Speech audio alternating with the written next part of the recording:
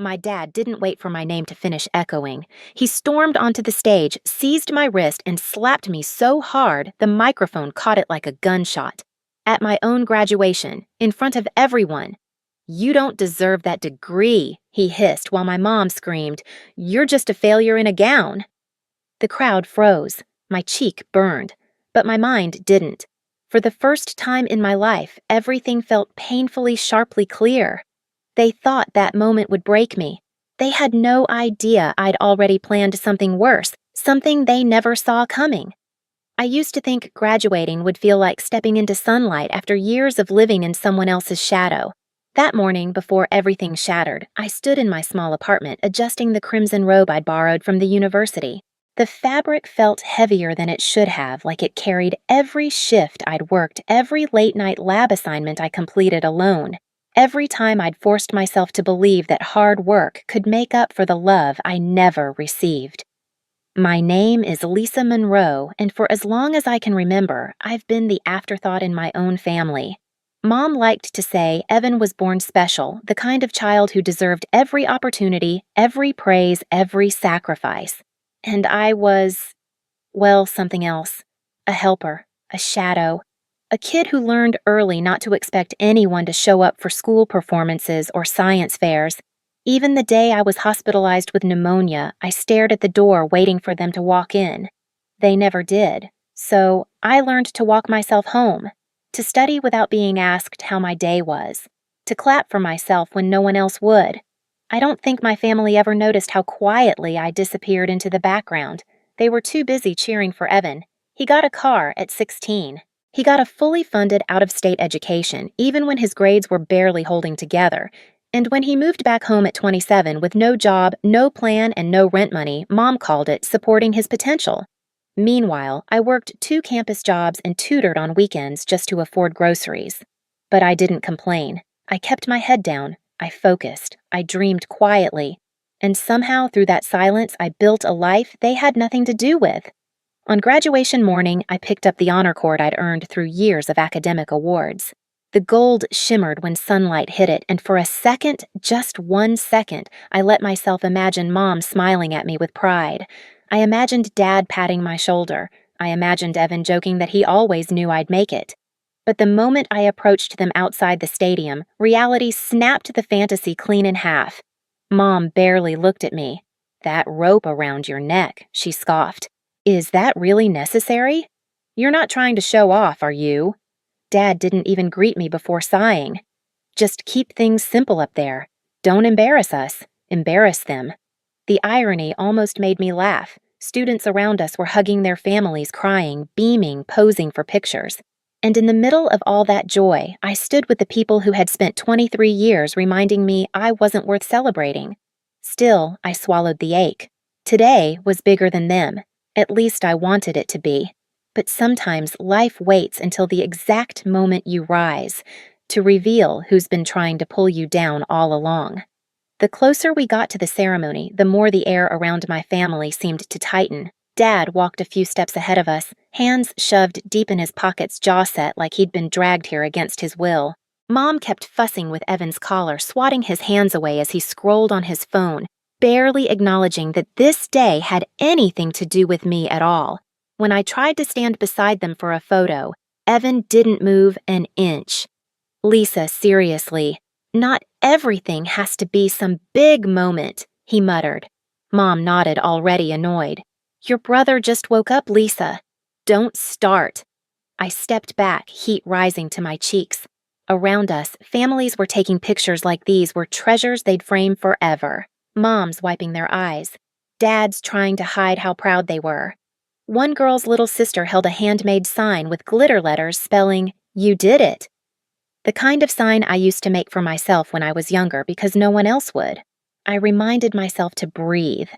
Inside the stadium, I lined up with the other graduates, the honor cord warm against my neck.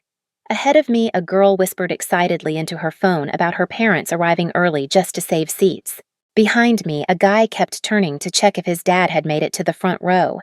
Every tiny moment around me felt like a quiet reminder of what I never had. Dad's voice cut through my thoughts as he approached the barrier separating guests from graduates. Lisa, he said sharply, beckoning me over with two fingers like I was a child being summoned. I stepped closer, heart tapping nervously against my ribs. He looked me over, eyes cold, evaluating. Keep your speech short. Don't try to make it emotional. No bragging. This isn't about you. My breath caught. Dad, it's valedictorian. I'm supposed to. He leaned in, dropping his voice low enough only I could hear. You don't deserve that degree. The words sank like a stone into my chest. I stared at him, unsure if I'd misheard. But he didn't blink, didn't flinch. He just let the sentence hang there like a verdict he'd been waiting years to deliver. Something inside me went still. Behind him, Mom rolled her eyes at my frozen expression. Oh, don't make that face! Just get through this, okay? And try not to draw attention. Draw attention. At my own graduation, as the valedictorian, I stepped back into the line, gripping the edges of my gown to steady myself. The stadium lights brightened, casting long shadows across the rows of chairs. The music swelled. Names began to echo through the loudspeakers as graduates stepped forward one by one. My palms were damp, my throat tight. But beneath the nervousness, something new flickered, sharp, metallic, undeniable. Not anger, not yet. Awareness. I'd spent my whole life excusing their cruelty, translating it into stress, disappointment, misunderstanding. But in that moment, hearing my own father tell me I didn't deserve the thing I fought hardest for, I saw it clearly. They weren't afraid I'd embarrass them. They were afraid I'd outgrow them. When my name was finally called, the stadium erupted in a wave of applause that didn't feel real. For a moment, I let myself believe the sound belonged to me, that I had earned every clap, every cheer, every hopeful face looking toward the stage. My heels clicked against the wooden steps as I climbed my speech, trembling slightly in my hand. I took my place behind the podium, the lights hot on my skin, my heartbeat loud but steady. And then, before I could draw my first breath, everything fractured. A sharp, slicing voice tore through the noise. My mother. You're just a failure in a gown, she screamed, standing now, her finger pointed at me like I'd committed some public crime. A ripple of confusion spread across the crowd. I froze. Before I could register her expression, my father pushed through the aisle. His movements were fast, too fast, like anger was pulling him forward. He stormed up the steps, grabbed my arm hard enough to stop my breath, and slapped me across the face.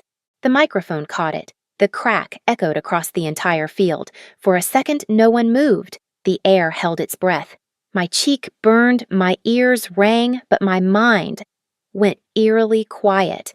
I tasted metal, maybe blood, maybe fear, or maybe it was something else, something colder.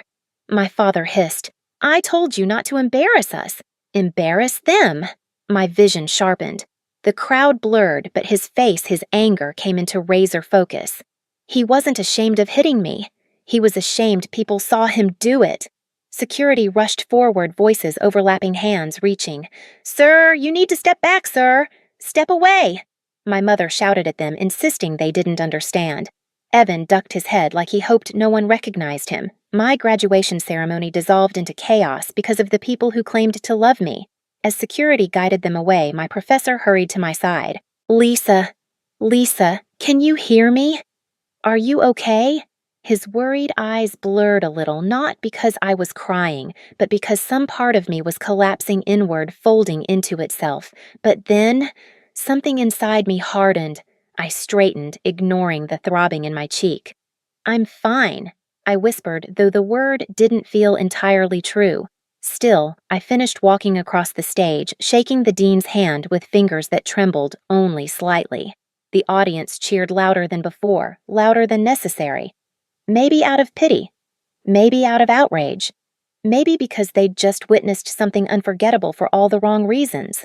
When the ceremony finally ended, I didn't go meet my classmates. I didn't search for anyone. I walked straight across the field past the tents and the families and the scattered programs on the grass and headed to the administration building. The hall inside was quiet fluorescent lights humming faintly.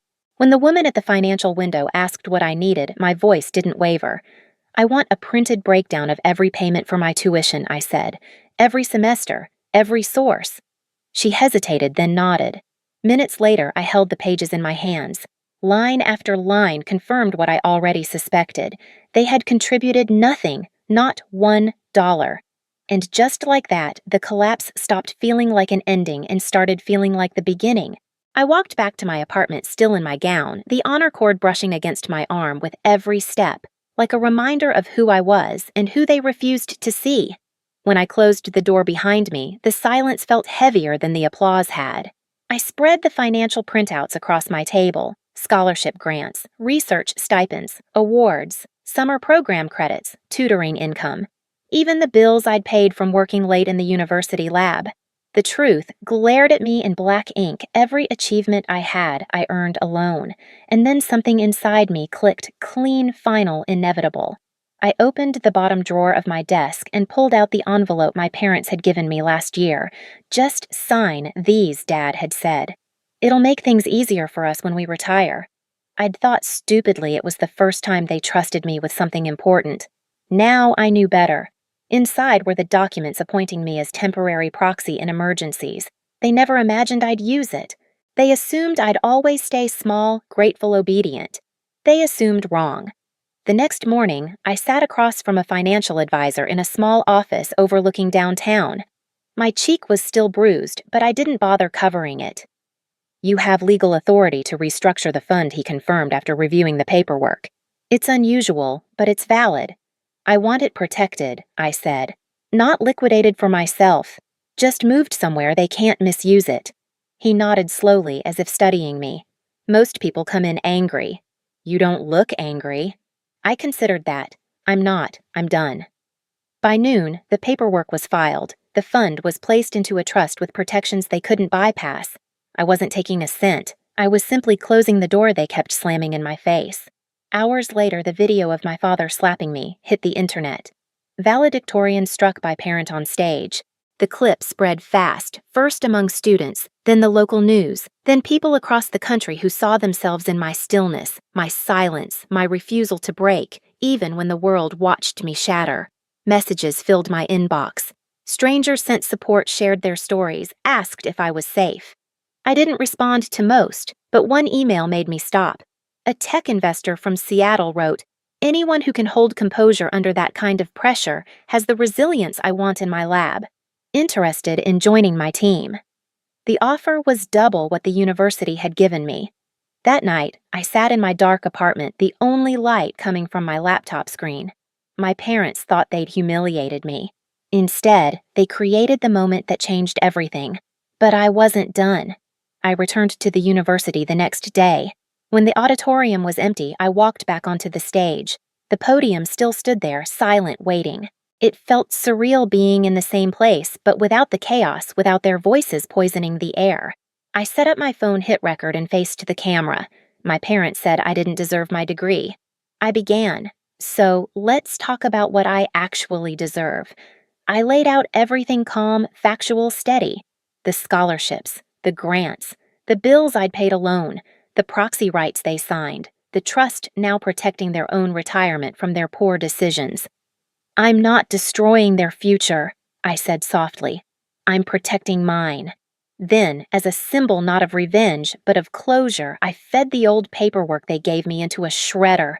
The sound was slow, deliberate, final.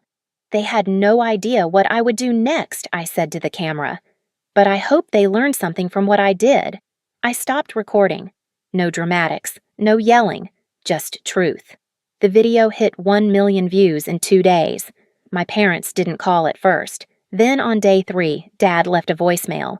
"Lisa, send us the access code to the fund. We can't get in." No apology, no acknowledgement, no humanity.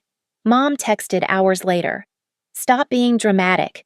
Your father needs that password." I sent one photo back the shredder. The next week, I boarded a flight to Seattle to start my new job. I didn't tell them. I didn't owe them that. My new workplace was bright, modern, full of people who cared more about ideas than appearances. For the first time, I felt like I belonged somewhere. It didn't take long for them to find me. One afternoon, after a long strategy meeting, I walked into the lobby and froze. My mother stood there twisting her handbag. My father hovered beside her, older, somehow deflated. The receptionist gave me an apologetic look. She recognized them from the viral video. Mom stepped forward. Lisa, sweetheart, we just want to talk. I kept walking until I stood a deliberate distance from them. Now you want to talk, I said. When there's no stage, no audience, no applause to drown out who you really are. My father cleared his throat. Your brother told us you exaggerated things online. Really? I said. Because the slap wasn't edited, the scream wasn't edited, and neither were your words. They flinched but said nothing. I handed them an envelope. Inside were copies of everything: payment records, scholarship notices, grant approvals, their proxy signatures, and documentation showing the trust was legally protected. Mom's hands trembled. Why are you doing this to us? I looked at her evenly. I'm not doing anything to you. I'm simply stopping what you did to me for years. Dad opened his mouth, but I cut him off. You taught me something important, even if you didn't mean to. You taught me that some people only love the version of you they can control.